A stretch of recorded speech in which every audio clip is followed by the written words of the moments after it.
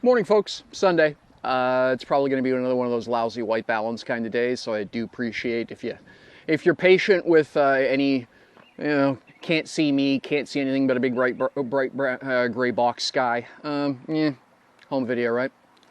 So it's been a bit since I did a video. Mostly because it just hasn't been a lot to talk about. And then this morning I was kind of realizing there's been a whole bunch of little incremental changes. So while no single big thing has happened that warrants its own video, a whole bunch of little stuff's happened. Yeah, so I think what I'll do is a quick walk and look at the aquaponics system. And then probably do a yard walk as well and just talk about what's going on around the property. Again, no massive changes, but a whole bunch of little incremental stuff that's probably worth talking about. So yeah, I'm going to flip the camera around and we'll do some walking and talking. Okay. Okay, so aquaponics system as it is. Obviously enough, there's a lot of green. We'll go for a quick walk, talk about a couple of the new things. I'll head up onto the patio here and sort of get a top down at it. I'll take the shade cover off while I'm going by.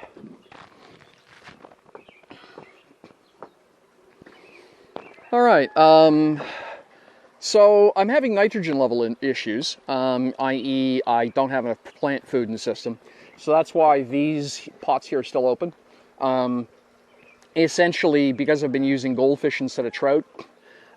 Trout are incredibly messy, if you will. They generate a lot of ammonia. Keep in mind that aquaponics does not run on fish poop. It's a common misconception that it does. It runs on fish breath. Where humans exhale carbon dioxide, fish exhale ammonia. That's the process.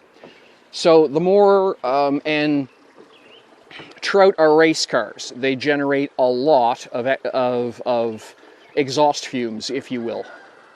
Because they're used to growing up in areas where the water is cold, lots of air, oxygen mixed into cold water generally, highly oxygenated environments like waterfalls, fast-running streams, and that means that, one, there's a lot of oxygen going by, and two, the water change rate tears the ammonia out of the local environment very quickly. So, but I'm not raising trout this year. I'm raising goldfish. Goldfish are used to growing up in mud puddles. And as such, they, much more minimalist. They're more like compact cars. Low emissions, not very fast, but, they're getting the job done. So you can see here all this green. We harvested all that out last week. I filled a 4-liter mixing bowl full of greens through another 4-liter mixing bowl worth of stuff that I just didn't like the look of for whatever reasons out to the chickens. So just give you an idea. And so all of what you're looking at there is a week's growth. So, I mean, obviously the system's running, but what I can't afford, if you will, when I do my water chemistry, there's no nitrate, no nitrate left.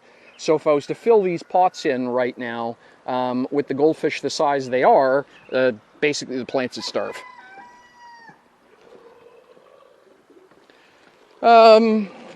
Water's a little bit murky. That's because I put some powderized seaweed in, some powderized ground seaweed into the system last week.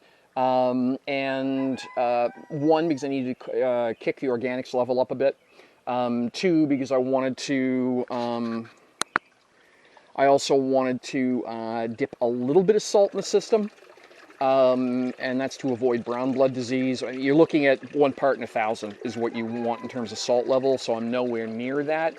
But unfortunately, the seaweed concentrate, ground seaweed, so it's a powder, so when it hydrated, it bled all of the nice dark browns that you're used to seeing in kelp and Irish moss out into the water, and so that's what that color is. And it's an aggregate effect. You can actually see the bottom of the tank, like down there. If you peek very down, now the glare is going to obscure it, but you can actually see the bottom of the tank. So it's just the water column is brown, not the water itself, for lack of a better way of putting it.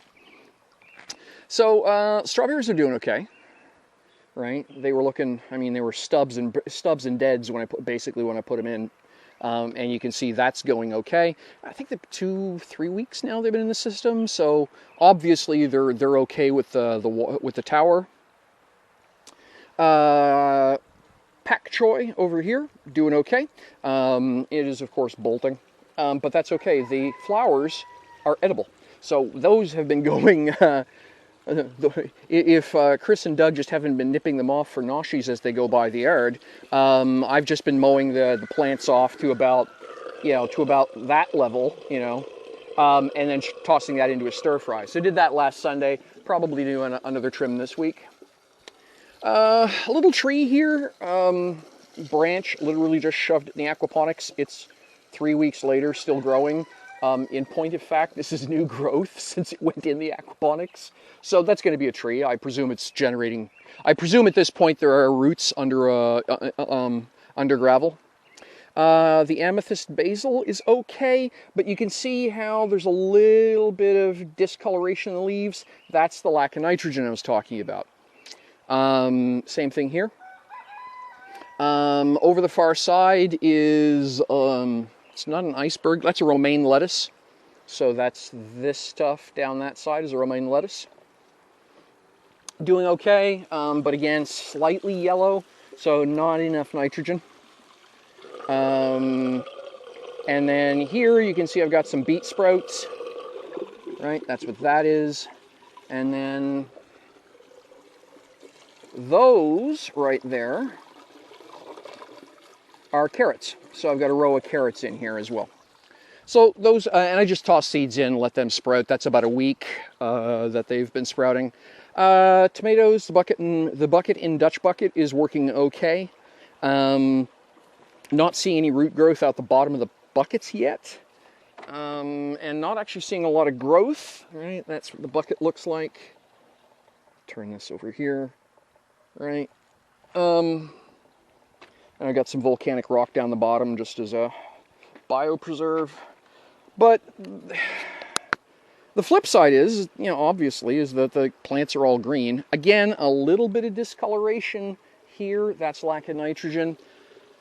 So I've been using chicken poop. Every once in a while I go through the chicken yard over there, pick up anything I can obviously find, and lob a half a liter of chicken manure into the big settling tank in the back, and just let it decompose, and that's throwing ammonia into the system. But it's downstream from the fish tank, so I'm not putting ammonia into the fish tank. I'm putting it into the settling system and letting it get filtered out.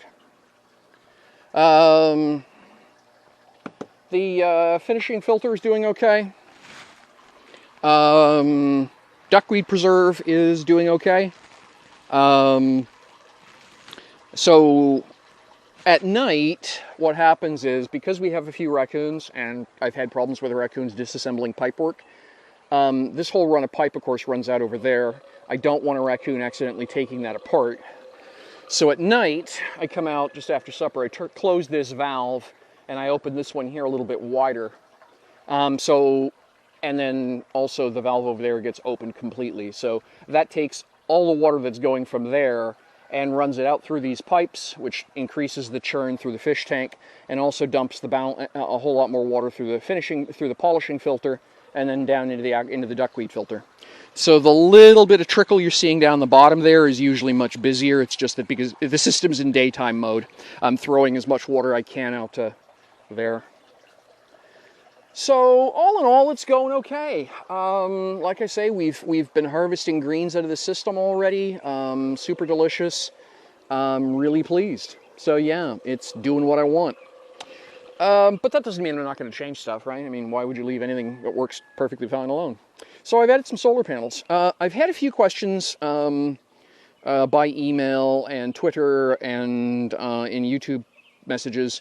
Why aren't I running the system on solar panels?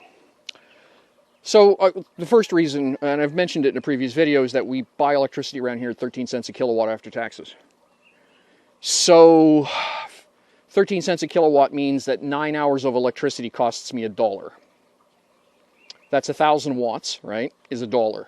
Well, the whole power consumption of my system, The pump, the two air pumps and the water pump is less than a kilowatt. So it's more like $1 a day. So it costs me about $30 a month for 5 months of summer around here to run the aquaponics. And a single solar panel is $150 to generate 40 watts. The rate on return is 5 to 7 years on the solar panels. That's before I worry about a charge converter, batteries, blah, blah, blah, blah, blah, blah, blah, more blah. But every once in a while, one of my favorite all-Canadian big box stores has ridiculous sales on, and these panels are 40-watt panels. No, they're not. They're 25-watt panels. My apologies. They're 25-watt panels. And they sell for $150, right? That's way too expensive. But they're massively on sale right now for less than $50 a piece.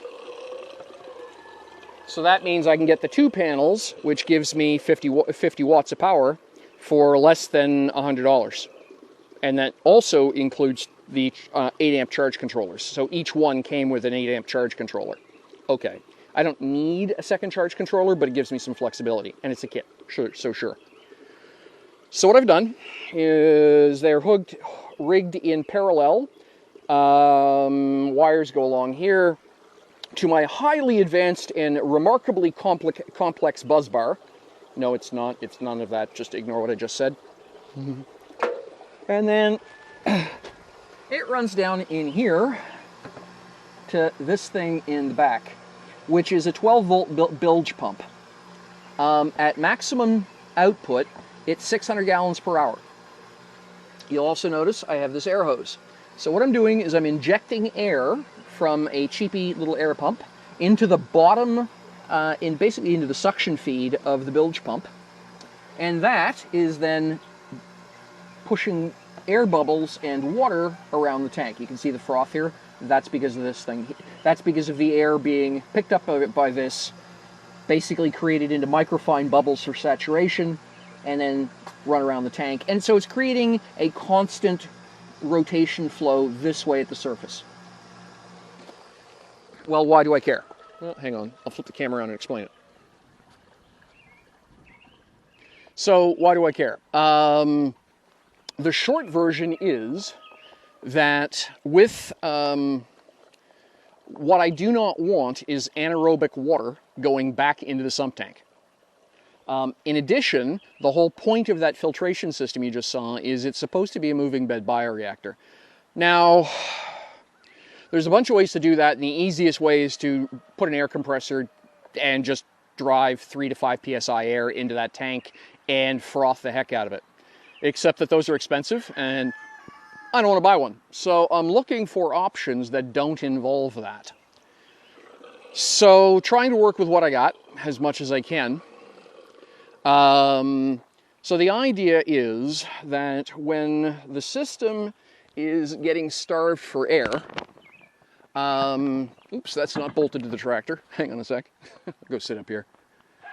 So during the daytime, water heats up, of course. The sunnier it is, the more water heating you have to deal with. And that in turn, warm water holds less oxygen than cold water does. So as the day gets hotter and hotter and sunnier, the oxygen carrying capability of the water drops. So what I need to do to make sure that the fish have all the air they need so they can be anywhere they want in the water column is to make sure the water column at all points through the system is saturated with oxygen. So the way that system works is as it comes into the fish tank, it's getting picked up by an air stone through an airlift pump, right? That's my slow ale.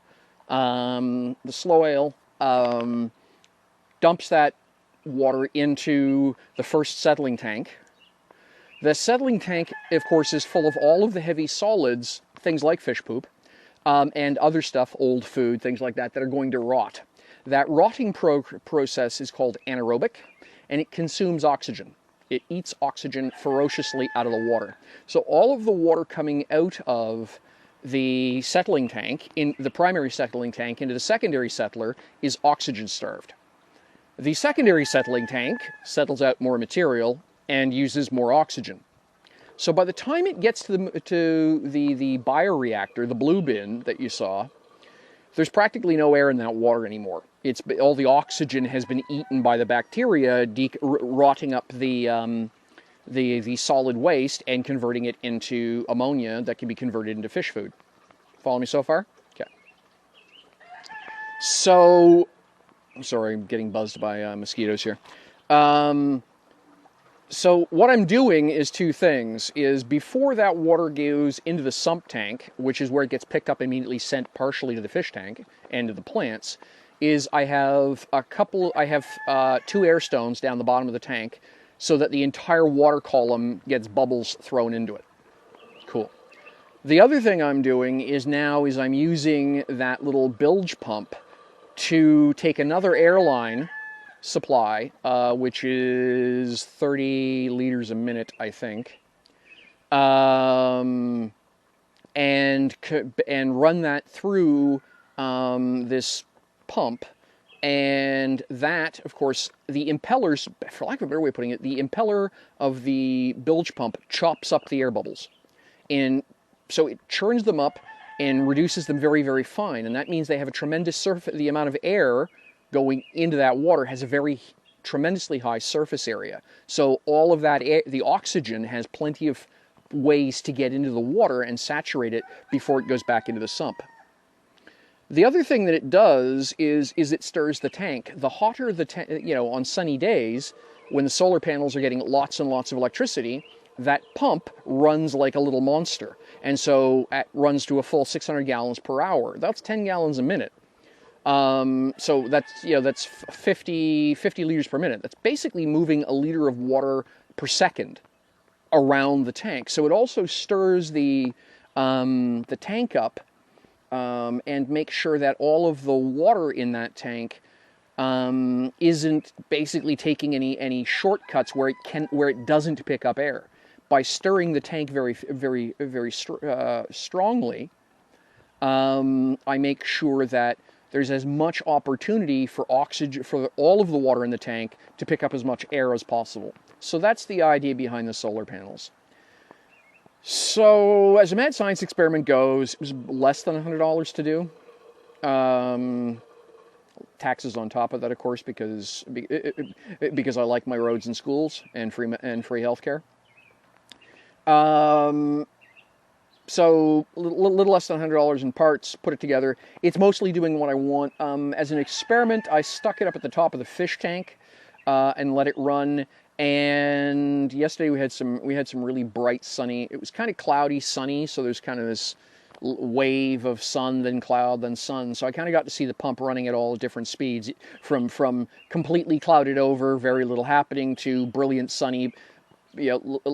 Pump whining away like a little rocket motor, and using the air pump that it's connected to. I was with the air pump injecting air into the intake, and into the intake of the bilge, and the bilge pump running at full power.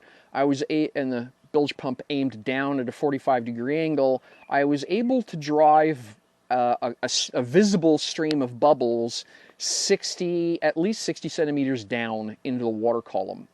And it was doing a pretty good job of inducing a current because, of course, that's pretty much a little jet engine at that point, right? Essentially, you're making a jacuzzi. You're running, when you do that, that's essentially a jacuzzi, right? Water jet with bubbles in it. So that told me that, it was going to do what I wanted. It's not a $400 solution, but I'm okay with it being a less than $100 solution. The other thing it gives me is that if we have another power failure, like the hurricane that wrecked everything last year, and is what killed most of my trout indirectly, by basically meaning I didn't have oxygen or water circulation or air circulation. Between a survival battery pack I have, those two solar panels, one air pump, and that bilge pump, I can keep the fish tank running indefinitely by just frothing the heck out of the tank. So it's none of those parts are going to go to waste. That's a survival system for the aquaponics system in the event that we have another long-term power outage. So all in all, it's worth it. And you know, my rule is, you know, to go to a movie here in Canada, to go to a movie, it's about basically $20 an hour for entertainment. By the time you get by the time you buy a ticket, buy a pop and some popcorn, you're looking at about $20 an hour, right? That's just simple seats. That's not IMAX or anything like that. So the metric I look at stuff is, okay, am I going to get 4 or 5 hours of entertainment playing with mad science? Well, that was yesterday afternoon. I basically goofed around most of the afternoon, just learning how to do solar panels, how to wire everything together, how to, you know, testing it in the fish tank, testing it in the bioreactor. So, you know, in entertainment value, it's already paid for itself, so I'm okay with that. I think that's it for talking about the aquaponics. Sort of went into a bit of a lecture there, but as I've said before, the whole point of this is trying to give folks who are following along behind me an understanding of what it is I'm doing, why it is I'm doing it, and hopefully anything I learn, somebody else can learn from too. One of the things that drives me nuts on YouTube and the internet in general is videos and, you know, just do it this way. It works just fine, but there's no explanation of how, why, how we got there, why we know this works, etc., etc. Just drives me batty. So I need to know how stuff works. So I'll build it, experiment with it, let you know how things go. That's the whole point of this channel. I hope you're finding what I'm doing useful. So what I want to do now is a little bit of a yard walk. So I think what I'll do just for continuity is I'll actually hit the stop button on the video and magically teleport myself out towards the mailbox, and then we'll walk in from the front yard down the drive, and I'll point out stuff in the front yard, and we'll get around the back and show you the big deal there. All right, so hang on a second. Teleportation in 3, 2, 1. Alrighty, so here we are, front yard. Yeah, grass has been mowed recently. We'll talk about that as well. Trees are doing okay. We've been fighting a little bit of a battle here, but we're getting there. Think this is a butternut, and you can see we got some new growth right on the highway.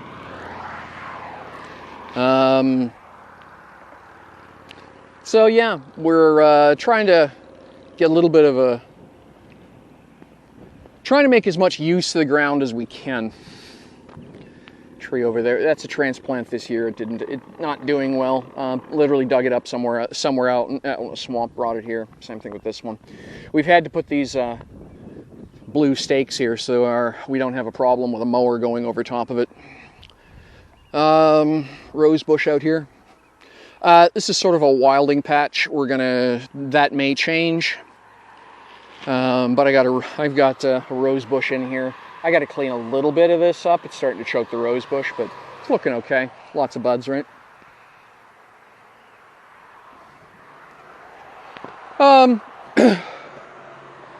So this is the start of a food forest. So we've got our haskaps. You've seen those before in other videos.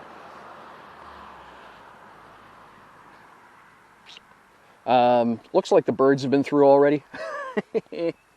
Yep. Wow. Yeah, the birds have been through picking the plants over. All right.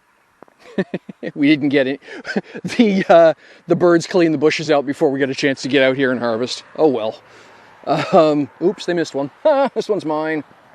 So that's what a haskap berry looks like, right? It's and then he drops it. Good job, Michelle. So they good. They're about twice the size of blueberry. And haskaps are a swamp plant. They like damp, and they're a dynamic accumulator as well. So they're very good at pulling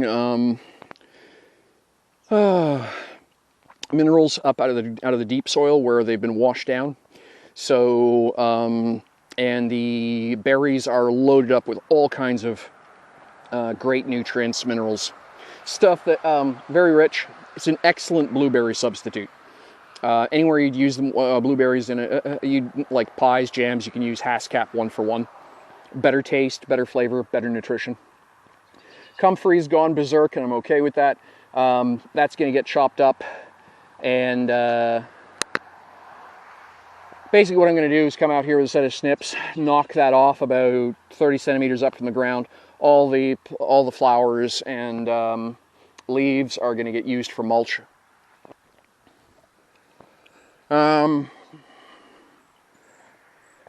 Forsythia, I think. My son took a saw to this 2 years ago, hacked the heck out of it, and it kind of laughed and came back. But that's okay. It's a much healthier tree now. It was really in rough shape. Some hostas down here. Firewood. We got 6 cords of, that's the imperial, I can't remember what the metric to, the imperial metric on cord is, in cubic meter. But we got 6 cords of wood coming in. That'll be in 2-meter lengths. That just gets dropped here. And then we're chainsawed up. That's what the big bench back there is. That's our cutting deck. And then, so probably tomorrow morning, I'll be out here with a rake. I'm going to grab all of this sawdust, leaf, material, etc., and use that as mulch before the load of wood gets delivered. Cut bench is a nice little rig here. So we got the cord on the back. Basically, we put this over there, move a log up against it, loop cord around it, pull it up onto the deck, and then we got the marks where the chainsaw cuts go, and zap, zap, zap. And then just drop it into the log splitter.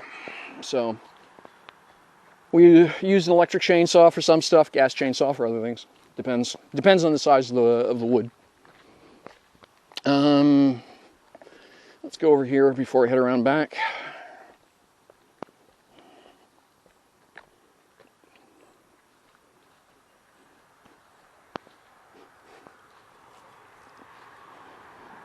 Mulberries, right? And we've got fruit ripening. That's really nice. Yeah. It's a weeping mulberry. I don't know what it is. It's a graft. It's a mulberry bush on top of another tree. I got a couple of comfrey here, but this side is much drier. Those trees mean that there's a lot of shade and therefore water retention, and we've got much better mulching on the bed over here. Over there than over here. You can see we haven't done any mulch. The comfrey are planted at the same time. They're 1/8 the size, so that tells you the value of a little bit of shade and a little bit of mulch. So anyway, the mulberry is a weeping bush, so it's not a full size. It's not a whole mulberry. It's only the top half or something is the actual mulberry. So I'm not sure what the root stock is, but we get lots of berries out of it. It's quite yummy. Honeysuckle vine, I think, is what Chris told me this was. And we've got it growing up on here. Yeah, lovely flowers, of course. But the idea is this is to keep pollinators visiting the yard. It's purely a pollinator attractor. Got some bloody big trees around here. All of these were planted when the house was built by the folks who built the place. You know, literally with the idea that investing in the future, right? Same thing with those big maples there.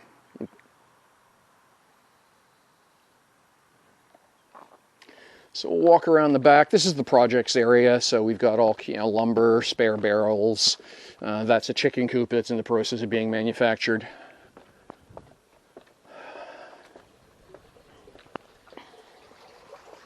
Chrissy is getting into bonsai, as I've mentioned in a previous video. So these are all, these are fruit trees for the swale. That is a tree that's being used for, that's getting prepped for bonsai. It's part of the forsythia up front. We pulled it out. Chicken yard over here, as you've seen before, where these grow beds, they've just been let fallow right now. They're going to get finished up though. We're using the conduit to make frames over top like this.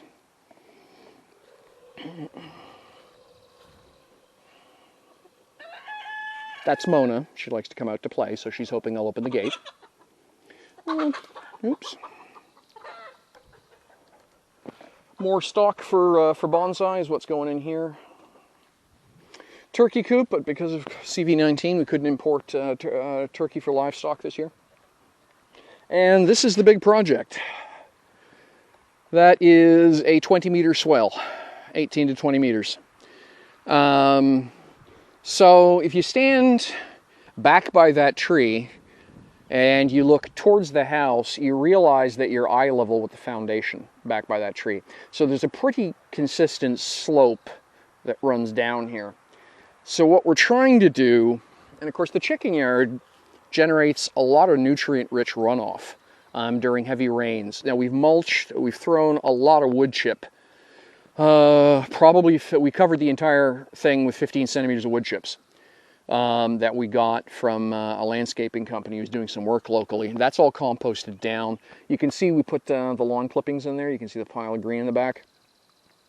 So we constantly compost and mulch in that space. So, and of course, chicken manure. So that generates a lot of nutrient-rich runoff. So what we're trying to do is, using this swale, is to catch that runoff and let it soak into the ground here. And then what we're doing is planting this whole run with fruit trees, berry bushes, etc., so that as water runs this way, like I say, it gets picked up by all these bushes and converted to food. So we got a weeping line across here right now because naturally, as soon as we arranged it, the swale dug, Prince Edward Island dropped into an early drought. We are well below historical normals for rainfall for the month of June. July doesn't look like that's going to change any. So I've got a weeping line, a drip line run up along so that about once a day, soak about 200 liters of water into it over the space of 2 hours. We're on well water, and I've done the math. I know where the water comes from. The water table is lined up with the local swamp, so we're not going to run out. And the soil here is this sandy kind of material. Looks like clay, but it's not. It's actually a very loose sand. All right. It's a sandy clay. So the drainage here is stupidly good. So that water, anything that basically winds up here goes straight down to the water table. There's no rock layer that's going to prevent it from soaking down. So this is all just investments in the future. It's also practice, for lack of a better way of putting it. We got ideas we want on a future property. And the idea is to... Hi, Jasper. That's our newest rooster saying hello. But the idea is to, as much as we can, experiment with some of the ideas that Chris has learned in her permaculture design course, with the idea that, you know, when we get to the new property we want to invest in, that these are all test cases for what we want to do. The aquaponics system is going to be built around a pond. The food forest is going to be nourished by the aquaponics-based system out of that pond. The swales are going to be used to water harvest and create a food and nutrient harvest, stuff like that. So yeah, and so that's the chicken coop there. We're rain harvesting. That's what the black barrels are, right? Greenhouse on the other side of that. I got, I was going, hang on a second, let me get my thoughts in order here. Yeah, strawberry bed that needs rework. Bonsai plants for Chrissy, that's all over her stock material. And this is her workspace over here. The catio. There's one of our house tigers. White paws, that one's Dooley, and this fellow stretching here is Sawyer. So the two Toms, right? Tom Sawyer and Tom Dooley. So yeah. So yeah, that's the yard walk. Hang on a second here. So yeah, that's it for the yard walk. There's a lot going on here. We're busy. We got lots to learn. And we're doing stuff like rain harvesting off the chicken coop roof. The white barrel here behind me, we're going to be hooking that up so it's rain collecting off the roof of the house. Oops. Yeah, rain collecting off the roof of the house, and that'll be used to water the bonsai stuff, as well as top off the aquaponics. As I've said in a previous video, we have very highly mineralized calcium ferrate water here, so it means that we have a very high pH and a very high water hardness. So for the aquaponics, that's not great. And I'm not going to spend money on a reverse osmosis distillation system, a rod plant. It's just too expensive. If I was going commercial, sure, install a rod plant, but I'm not commercial, so I'm gonna rainwater harvest, much cheaper for the same. I can get a lot of rain gutter and downspout piping for the price of a small rod plant. But yeah, there's lots going on around here. Hope you enjoyed the walk around the property as well as the quick update on the aquaponics. Things are going well, all in all. In the year of in the year 2020, the year of CV19, we're doing okay. Folks are getting back to work here on the island, and hopefully, yeah, we'll continue to do okay.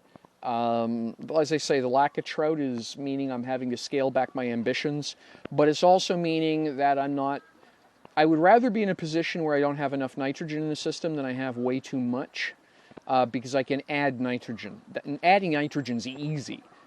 Just liquid fish emulsion. I got a bucket of it on order that should be showing up on Tuesday, and I just keep doping the system once every couple of days with 10-20 mils of fish emulsion until the nitrate levels come up to what I want to see. That's easy to fix. It's less easy to fix when you're basically having to shovel out 30% of your water every 4 or 5 days because your plants can't use the nutrients fast enough. So I'd rather too little nitrogen in the system than too much. Much easier to fix much easier to fix too little. But yeah, so all in all, I'm pleased. Getting chances to do stuff and experiment in slow time.